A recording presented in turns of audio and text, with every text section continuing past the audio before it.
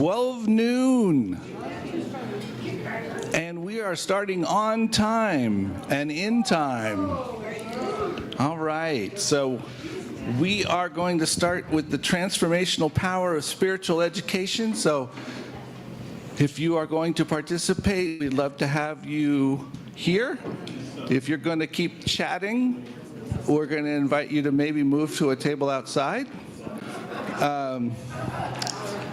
You can stay wherever you are if you want to be with us, but you know. Okay, so. Yeah. Yeah. So, how about a show of hands? Who's here for the education piece? Okay. All right. Excellent. Thank you. Okay, another show of hands. How many people have taken a class at CSL? Ah, well, you guys already all know everything, apparently. All right. Okay, so Marilyn is going to... Are you on? Huh? Are we on, Sue? We're on. Excellent. Good morning, everyone. Thank you for being here. Is the camera pointed at us? I know. I think it's just the slides. Huh? No, she's supposed to have us online for people to watch. Right, but she has the slides. Okay. Okay, excellent. Yeah. But she's not going to. She's going to stay here. I'm going to stay here. Okay, great. Go ahead. Let's see. All right. So, we're going to ask you a question. What brought you to Centers for Spiritual Living? Number one, raise your hand if this is true. Healing. Healing. Yes, more than one can be true. Community. Curiosity. A desire for something more. Okay, so we all seem to have that desire for something more pretty much, don't we? So, we all show up looking for some kind of answers, right? And we stay because we discover ourselves and because the cake is really good. Snacks. The snacks. We stay for the snacks. And so spiritual education is just about transformation. And, you know, we come on Sunday at the Community Connection time, and there's an aspect of that that is a teaching, is something that we learn from. But if we really want to go deep, there's a little more to it. Absolutely. So, what we're here for today is to just explore how spiritual education changes lives and to show how it naturally leads to the possibility of taking practitioner training. So, there we go. And Marilyn, you go. Yeah, okay, so what I wanted to say about that education part, some of you may not know, but my daughter is a CS minister in Washington State. And I have always told her that on Sunday, she's kind of the appetizer, but the real meat, potatoes, and snacks, that's at the class. So that's the great part about, you know, being together and getting to know people. It's very hard to get to know people on Sunday because we're in our chairs and we're singing and all of that, but the real part comes when we're in our class together and we learn together.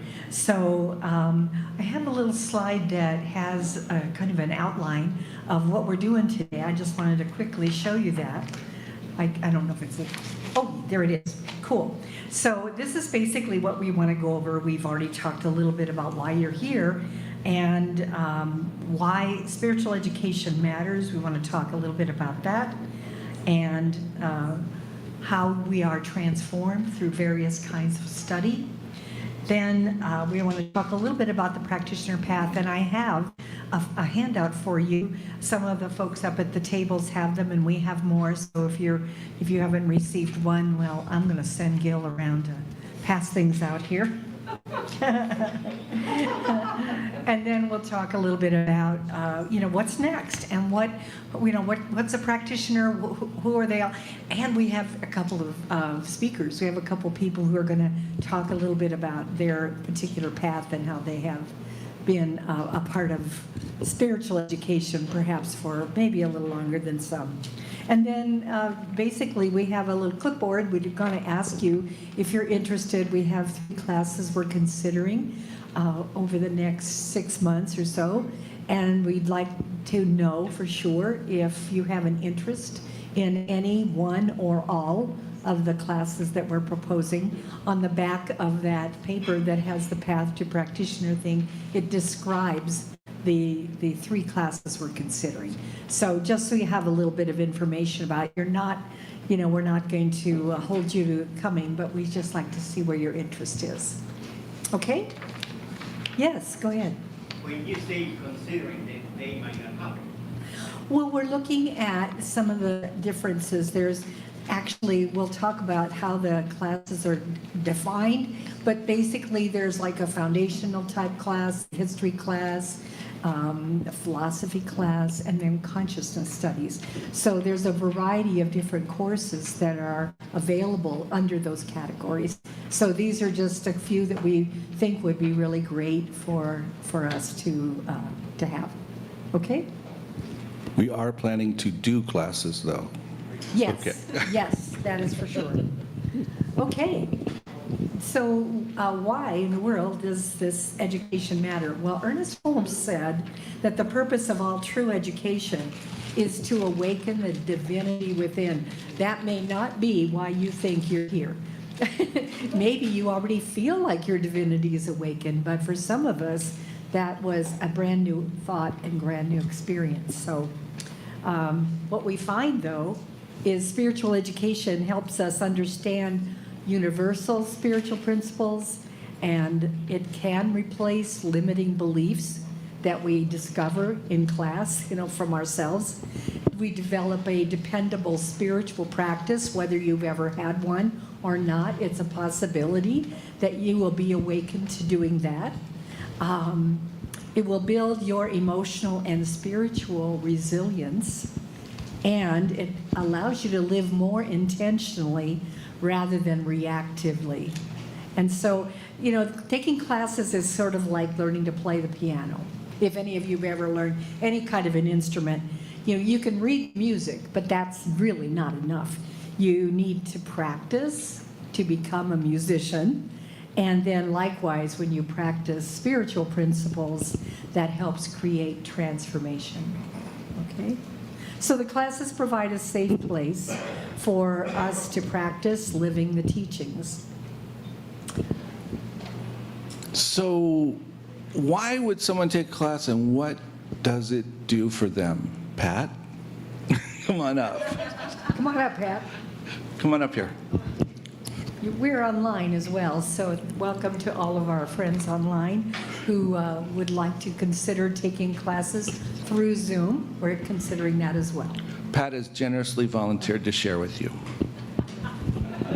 And this is actually a big deal for me to speak in front of people. I used to just fall apart. So it is a little brave little moment for me. And it's all because of coming to the center and taking the classes, because sitting on my ass in a chair here just listening didn't really get me too far. I had to learn what I was supposed to do, I might need to meditate and have some structure and have some discipline. But what I really liked, my first class was with Reverend Martha taking, I knew the name of it. It was Limitless something. Beyond Limits, woo! Beyond Limits, and I'll tell you what, there was 18 of us, and it was mind-blowing, and it changed my life, and I made 18 friends during that class, and it went on for a long time.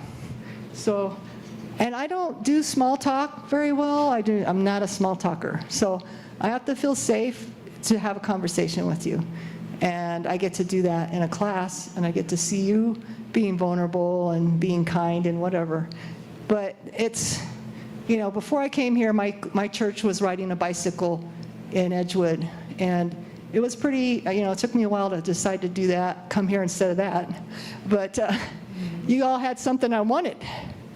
And one of the big ones in the beginning was believing I could have abundance. I had told myself my whole life I'd never have money for anything. And that I lived like that for a long time. I got here and they said, hey, you can have whatever you want. I'm like, okay, sign me up. And it's like I started believing that. And I took a prosperity class.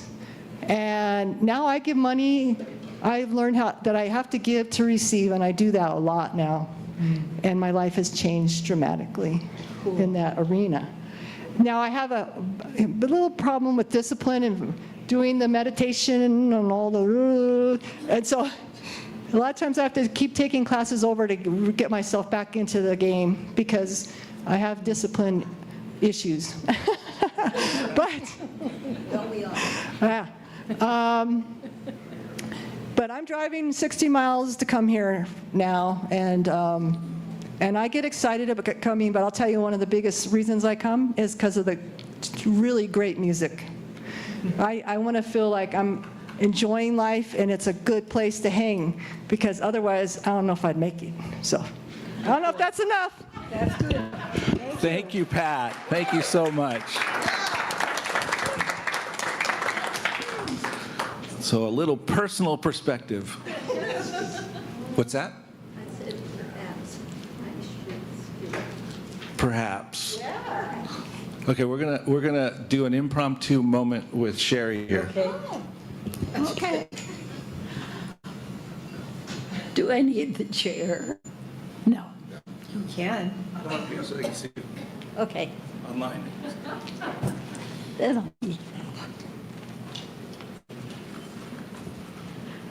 Well, I'm a philosopher by life, by having grown up that way, and by having studied it in university.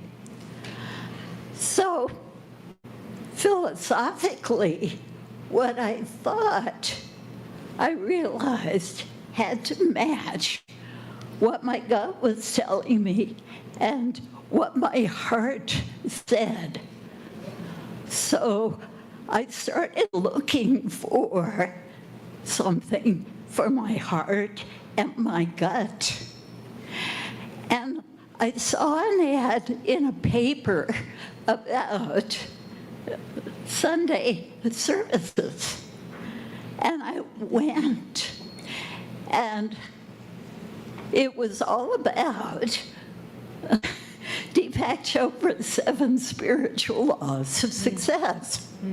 And I had read that book and several others, and I thought, if there's a church that would actually teach that, that makes sense to me.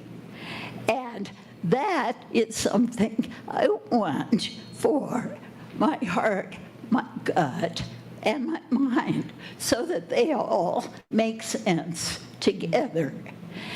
And that's why I'm here in CSL.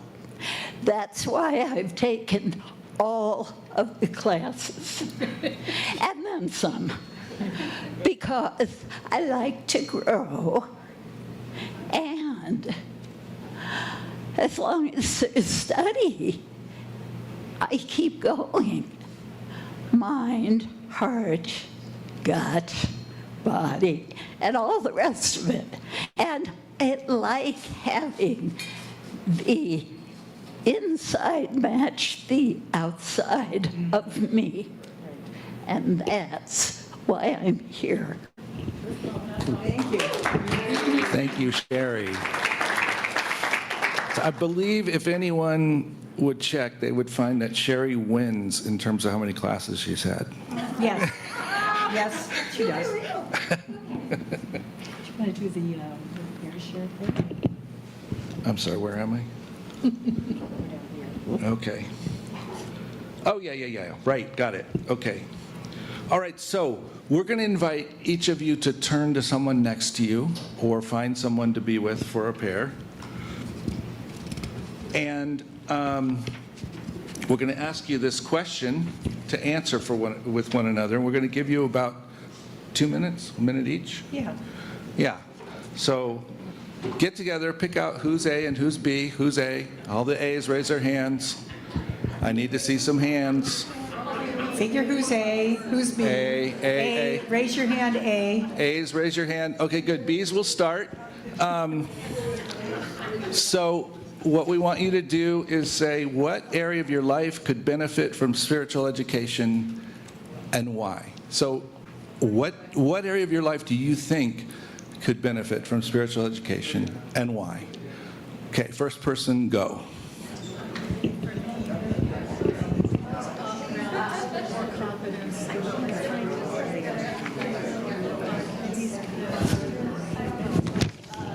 Okay. People that are not sitting at the tables. All right. So when it's time to do that, then, and it has the thing on the back. Oh, yeah. Okay.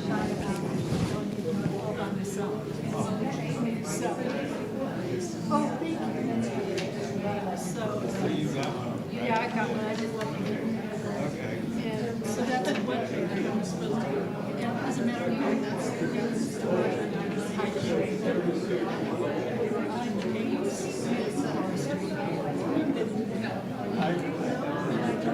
no kidding.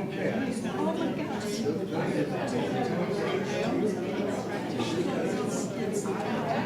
I'm right here. With the pad? Okay, she has one. And then Dory? I gave them to each pair back there. I figured if they want more, they can get more. Okay. Bring your share to a close, B's. And now it's time for A to share. It's time for A to share what area of your life could benefit from spiritual education and why.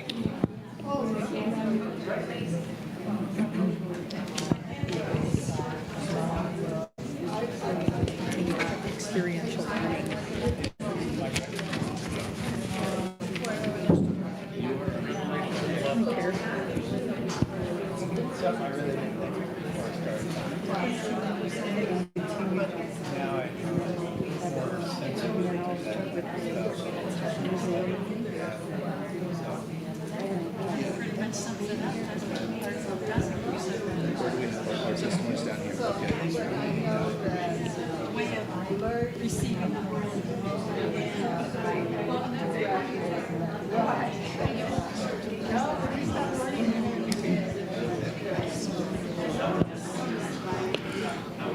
All right, time to bring your shares to a close. Thank your partner.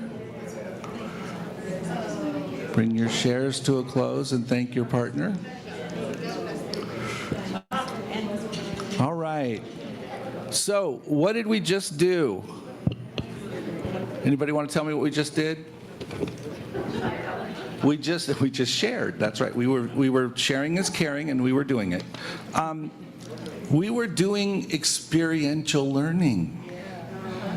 That's where you get to actually learn by discovering.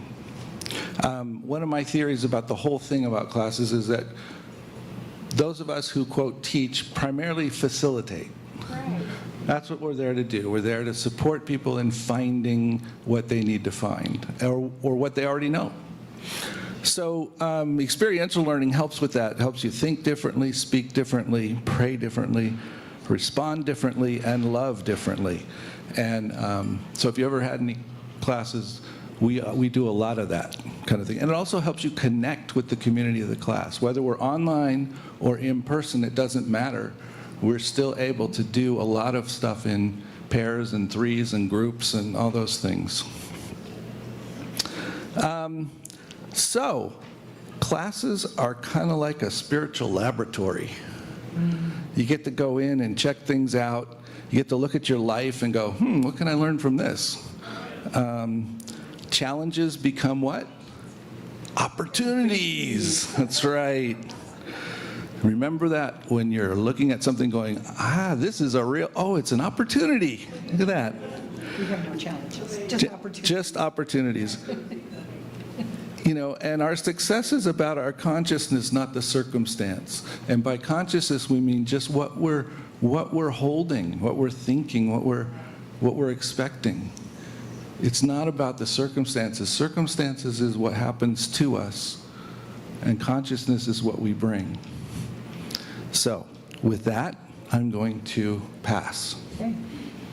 Mary Morrissey said that circumstances, if you think about it, it's everything that's around you. If you think about the word circumstance, it's just what's around you. Mary Manon Morrissey, she's a teacher that actually does quite a bit on prosperity. Quite an interesting lady. Yes, she does. Yeah. And so what I'd like you to do is, if you've gotten one of those papers that we passed out, it's the real colorful one, and I just want you to share if you can. Yeah, that's it. It, in fact, Sue, if you want to go ahead and switch to that. There it is. Yeah, that's what it looks like. So what I was telling you earlier about was the fact that these classes that we offer here, there's actually a plan, and that is, we suggest that you take one of the first classes there on the left. Those are considered foundational type classes, and this is where you learn the basics of science of mind, the basics of spirituality as we see it in Centers for Spiritual Living. And there are now 4 different classes. You talked about Beyond Limits, that's one of them. There was a foundation class that just was retired, and Reverend Gill taught that before it was retired. Now they have reworked it, so now there's a new foundations class.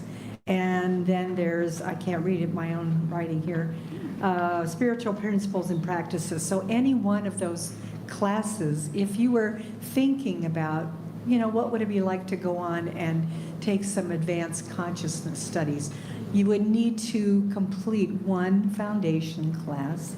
Then the next category is a philosophy class, and that is the Essential Ernest Holmes. I wasn't. I know it's so much electricity in here. The third category is history, and they just added a new one. It used to be only exploring roots of science of mind, and now they've added another one called Ancient Wisdom and Science of Mind, which looks really, really interesting. I have read the curriculum, and it's like we're pretty sure that will be one of those that we are going to go ahead and teach, just because it looks so interesting. So that's good. And so you need one of each of those. And then the next choice is you can either take 3 of the consciousness studies, and you can see there's like 11 different ones there, or you can take 2 of the consciousness studies and 1 of the electives. And that's a total of 6 classes before one could move on to what they call advanced consciousness studies. Most of us call it practitioner 1. However, it is not required for anybody who takes advanced consciousness studies to go on and become a practitioner. It really just helps a person explore a little bit more. So on the back of your paper, there is the choices and thoughts about what we might be considering to teach. And one would be a foundations class. That's sort of the very first one that you would want to consider if you've never taken any class at all. It does give you the basics. And then over the next few months, we were considering doing the Ancient Wisdom Science of Mind, which is history, and then doing a consciousness class, and one we're looking at is consciousness and creative process. So there's some little bit of information about each one of those. I just wanted to share that with you. So that kind of moves us into what exactly is a practitioner. At some point or another, many of us get to the point where we're saying, well, how can I serve? I'm learning all this good stuff, but I'd like to consider being in a situation where I can serve in a more higher level way. And so what we know, and what you may know, I hope, is that a practitioner is a professional prayer partner. And that means that if there is a need you have or a celebration that you have or whatever, we are available to pray with you. And we have been practiced in the art of spiritual mind treatment or affirmative prayer. We can also, as licensed spiritual practitioners, we can be a spiritual coach for people. We are, many of us, I think all of us are compassionate listeners. And we also pretty much dedicate our lives to living a demonstration of the teachings that we have spent time learning. So this practitioner training develops spiritual maturity. I think it's interesting that Sherry said earlier that maybe when she finished taking a lot of her classes, she wasn't quite as spiritually mature as she would like to have been at the time. So I think that helps develop that. Or any of us. It also, we take a look at our ethical, how we're living ethically. And so there's that aspect of compassion, leadership. Many of the practitioners in this center and in many centers are in some leadership capacity, not just because they're a practitioner, but because they are in the process of loving to serve. And so there's also a mastery of affirmative prayer, and many people also provide community service. So becoming a practitioner is not about status. I just have to tell you, it's not about status. It's about answering a sacred call to serve. And I would just comment that one of the things that practitioners do is offer sessions with clients, meaning those of us who want to come and spend time with them. They charge for those sessions, and they do that because they invite you to sit and they listen, they know the truth, and they pray with you, and they hold you and support you. So it's a resource that we all have that we sometimes forget about. So just wanted you to know that. Having said that, I get to invite another person to the stage or to the front, and that is Laura Snap, who, yes, she's going to share with us a little about her journey as a practitioner. Journey to practitioner. Okay, so it was kind of a long journey. I was, kind of aligned with CSL for about 16 years before I took my first class. You know those people that jump right into things? Yeah, I'm not one of them. And so I took a first foundations class back when we were on San Pedro, and it was a huge class. It was a wonderful learning opportunity, and it really kind of grounded me in what science of mind was. Because even though I had been coming for 16 years or so, it was coming on Sunday and not taking it with me through the rest of the week. And the classes started awakening that, like, oh, okay, this is what it's about, and this is how I connect to people. So I started taking classes then, and I would finish a class and be like, well, I think I can do better. And I would take the same class. I've taken foundations at least 3 times. You know, it's like, I loved exploring and learning. And every time you take a class, you're learning something new because it's about the people that are in the class with you. And every time somebody opens their mouth, it's that, oh, I see that, and that's in me too. And so it's that deepening of awareness, even when you didn't know what you knew already. So I just started taking classes and taking classes and taking classes. And then one day Reverend Martha was like, well, are you going to take Prac 1? I was like, well, I don't know that I want to become a practitioner. And she kind of enticed me in with it's really about exploring who you are and what needs to be healed and deepening your awareness and really strengthening that spiritual practice. So I'm like, okay. And it kicked me in the ass. It was one of those things that you're opening yourself up, right, to see what needs to be healed, and the universe says, okay, let me show you. And it was so much going on. It's like, okay, so I got divorced, and so I moved, and I had IRS tax issues, and it's like, I really went through that checklist of every category in your life, whether it's romance, abundance, whatever it was. I was going to check that list off, go like, yep, I'm working on that one too. So I did that, and then I took probably a year or 2 years off to recover from that first year of prac. Sorry if that's not what I should be saying. But I had to recover. And then I took prac 1 again, because it's like, okay, I really went through all of that, and now I really want to learn and benefit from that education and that knowing and that inner awareness.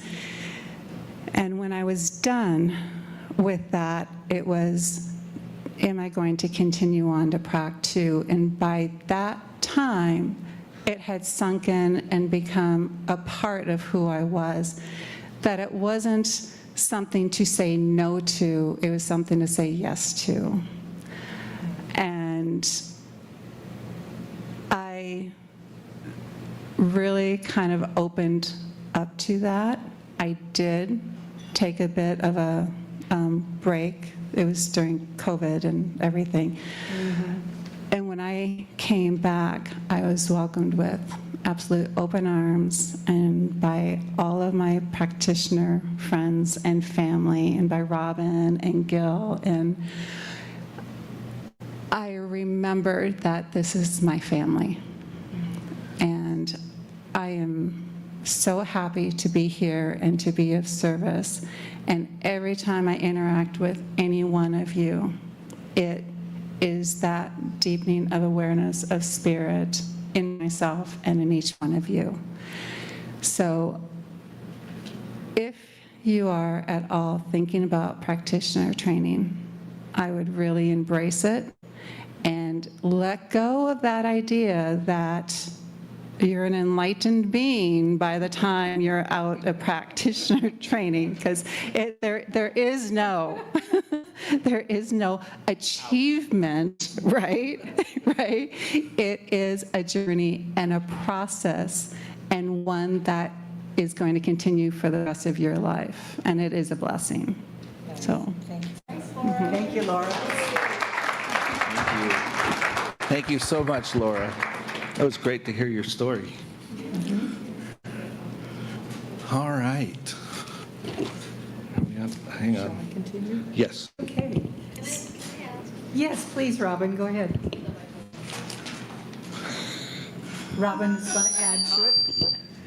I just want to add, even if you're not thinking about becoming a practitioner, one of the really important things I think that Laura said and that's been said is that we have this extended family, and it's a global family.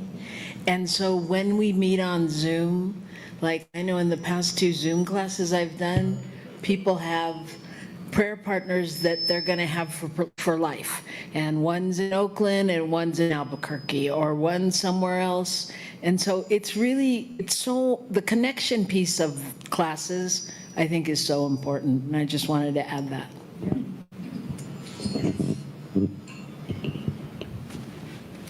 So just as bringing you back a little bit is that, every practitioner started as a student. Everyone started in foundations or some kind of a class like that. And as you can tell, it is a little bit of a journey, but it's a good one because you've got your friends, you've got your community, you've got the support of the minister and all of the other practitioners as well. So, basically it's just being willing to step into a whole new area of your life maybe that you haven't looked at before. Who facilitates these classes? Oh, ministers, practitioners, combination of both. All right. They're called certificated, not, it's hard to say. They're certificated classes. So what that means, though, is that there are certain ones of us who are now qualified to be the teachers, facilitators, and then we send into home office, to Centers for Spiritual Living, a completion, and then you receive a certificate, and then they keep track of all of the classes you've taken. And by the way, I have about 15 people that I've gotten the transcripts from who have taken several classes. So if you want to see me afterwards, I can tell you which ones that Centers for Spiritual Living has on you. If you've ever taken a class through us, then it will give me that list of any classes you've taken anywhere. So just wanted to add that in there. Yes. Sorry. Even if you took the classes at a different spiritual center, you have the information? Yeah, any certificated classes are taught at Centers for Spiritual Living. And so any place you go and you get one, that should be in your record. That's part of why they have a record of you, because people move and change and all that stuff. So yes, there is a caveat in terms of going into consciousness studies, and that is they want you to have those 6 classes within a 5-year time period. So if you're like Laura and you wait 16 years, You have to start you may have to take it again, so, you know. Good to do. But I will say this, I did contact Centers for Spiritual Living, and I said, you know, COVID happened, and during that time, many people weren't able to take any classes, or they weren't available. You know, we were just getting used to Zoom and that sort of thing. So is there any, you know, can you get a little bit of wiggle room for that? And I haven't heard back yet, but that's, you know, some people may be right close to the edge of having taken something maybe in 2021, you know, making sure that that would count. So I will tell you that there is a caveat that says you must take them within 5 years, Right. or your minister has to approve it. And then he has to beg from Centers. So I will be receiving cash at the door.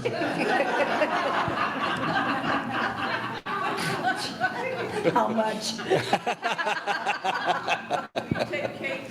Did you take cake? Oh, that's funny. So, let's see where we are. Well, we'd just like to encourage you to consider taking a class, again, on the back side of that path to practitioner.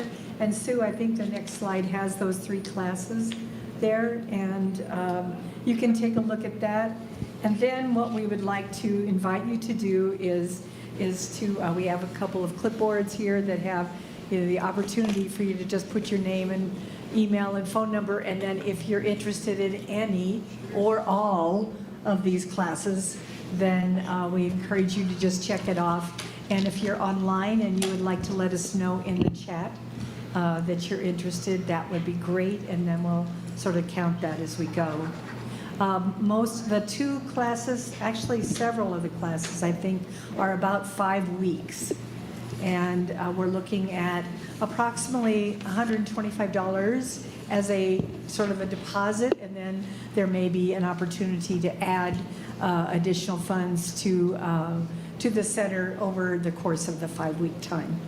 So, what else? And also, we have looked, and a lot of, several people didn't have the chance to take Essential Earnest when it was taught last or previously. So that one we're looking at doing like in the winter or spring. Just FYI, if it's one of those on your list. So basically, we just want to thank you. And Sue, you go to the next slide, please. And just as a, you know, signing you up, we'd like to thank you for being here, for listening. We know that we're a little bit past, so if you have any questions, we'd like to hang around for those questions and see what we can do. And again, if you'd like to see what we have indicated through Centers for Spiritual Living for classes you've taken, then see me and I can show you what we got. Okay? Thank you so much for being with us today. Thank you all for coming. See you in class. Exactly. Right.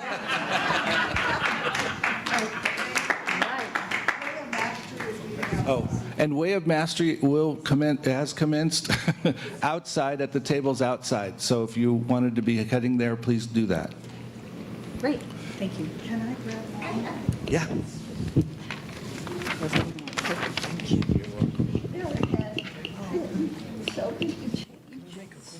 Yeah. Right. And just a quick announcement here, at 1:30 here, we're having a near-death experience meetup discussion group. You're warmly invited. I'm not a speaker, so I'll read from this. Welcoming space for people who've had an NDE, near-death experience, and those who are curious about NDEs. We may also be discussing out-of-body experiences, life between lives, past lives, and related spiritual experiences. Whether you have a personal story or seeking deeper understanding or simply on the fence and curious about life beyond the physical, you are warmly invited. Join us to explore these profound experiences. And as our speaker for today, Anastasia, said, her takeaway from her experience was, there's not a single part of me that will ever fear death again, because it is the most beautiful, miraculous, and love-filled homecoming. Thank you. Are they going to do it again? Because I have to go. Yeah. You're going to do it again? Probably at least once a month. But it'll be